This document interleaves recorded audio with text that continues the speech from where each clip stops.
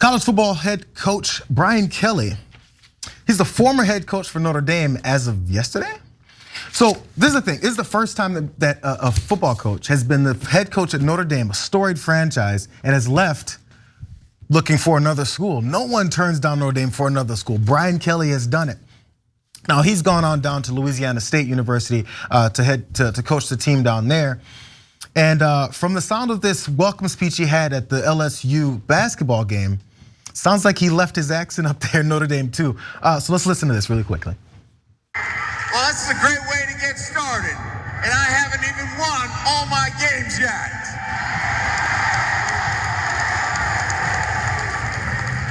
It's a great night to be a Tiger. I'm here with my family, and we are so excited to be in the great state of Louisiana, but more importantly, to be with you great fans. Now, I know a lot of you guys aren't familiar with Brian Kelly, right? All of us here are. But in case you're not, another Twitter user put up him talking about, listen to the word family, and when he's talking to his Notre Dame team versus when he's at that LSU thing. Let's listen to this. Most incredible 12 years of my life for me and my family, being here at Notre Dame. It's a great night to be a Tiger. I'm here with my family, and we are so excited to be in the great state of Louisiana, but more. Okay, I love fake people. I think they're hilarious, man. So before it was family, he's from Massachusetts. Okay. And he goes down and he's like, oh, I'm so happy to be here with my family and down in Louisiana. I'm surprised he That was a Boston accent, Cenk. It was a Boston accent. You just misheard. Yeah. They're very similar. Yeah, if he goes to coach the Patriots, he'd be like, oh, I'm glad I parked my car at Harvard Yard. Okay, he goes to the Minnesota Gophers, and he's like, let me tell you what I'm about. Oh, that was hilarious, man. I'm so happy to be here. Come on, man. It's awesome. I'm sorry, Ray, before you go, before you jump in here. Also, this is my favorite thing that happened on this whole thread today. So also, because I was running through Twitter and another user actually pointed, because the USC job, my alma mater, they were looking for a head coach as well. As you know, we're in Southern California, Los Angeles, USC is. Someone imagined if he got the USC job. Let's listen to that. Oh, bro, it's just like, dude, you get the best barrels ever, dude. Just like you pull in and you just get spit right out of them. And you just drop in and just smack the lip. Whoop-ah! Drop down, snap, and then after that, you just drop in, you just ride the barrel and get pitted, so pitted like that.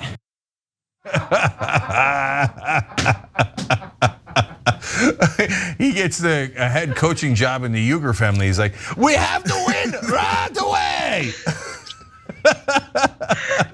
It's all about energy. I could go on forever. I won't let you talk, Ray. Yeah, I love this. I'm sorry.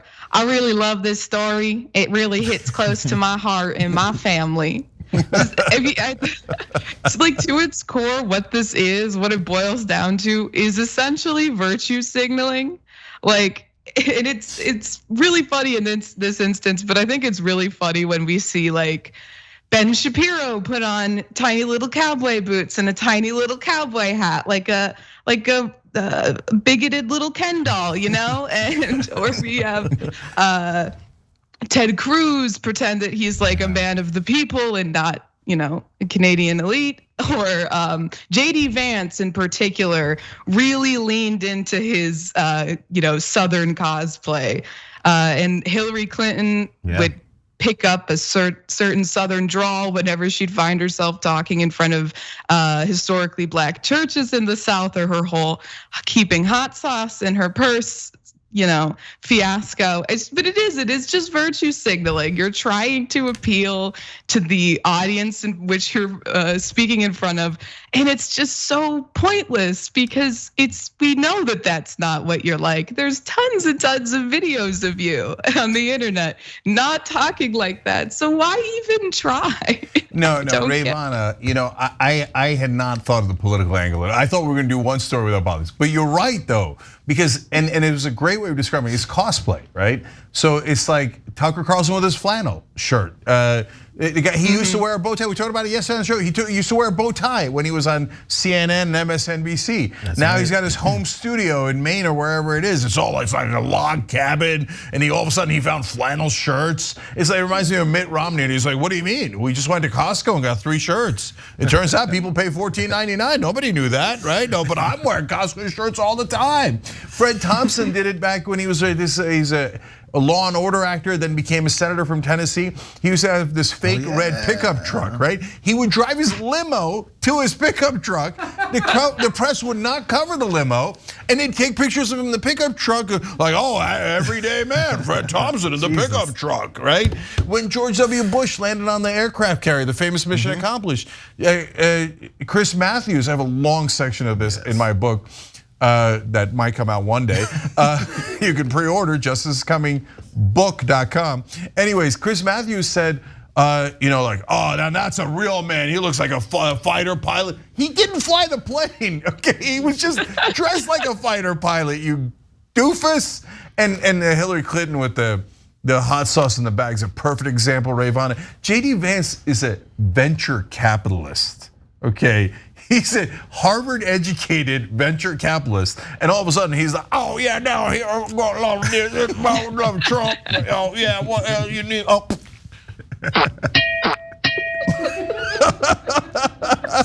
But does it work? Southerners, does this work? If he comes up and starts talking with that bad drawl, do you then go, "Oh, that's our guy"? Like, is it subconsciously they're like, "I'm connected to him now"? You know what LSU fans care about? Winning.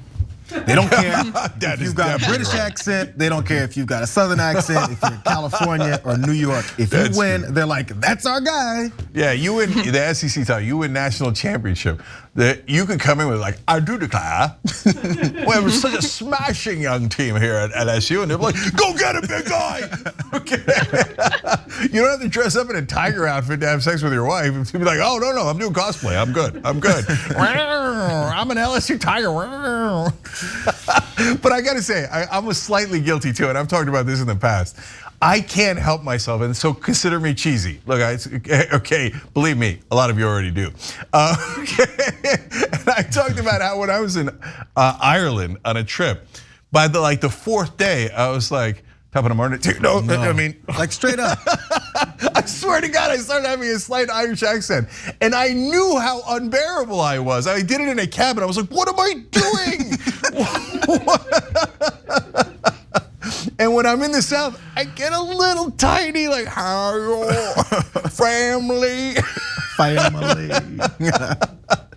So I've done that drug. Thanks for watching The Young Turks. Really appreciate it. Another way to show support is through YouTube memberships. You'll get to interact with us more. There's live chat emojis, badges. You've got emojis of me, Anna, John, JR. So those are super fun. But you also get playback of our exclusive member-only shows and specials right after they air. So all of that, all you gotta do is click that join button right underneath the video. Thank you.